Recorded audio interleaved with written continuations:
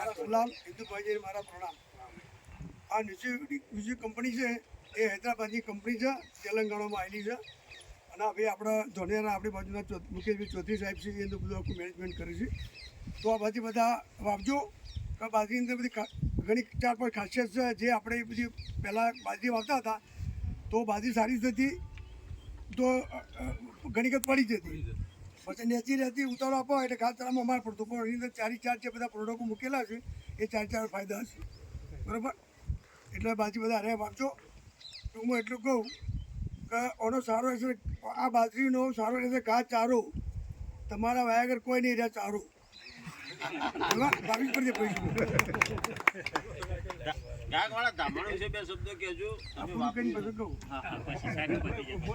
પછી આ બાજરી છે ને એની સારી રહેશે ઊંચાઈ, એને પછી બાજરીમાં સારો રહેશો દોડો અને કોઈનું પૂછે નહીં મારો પોણી કે પોડો.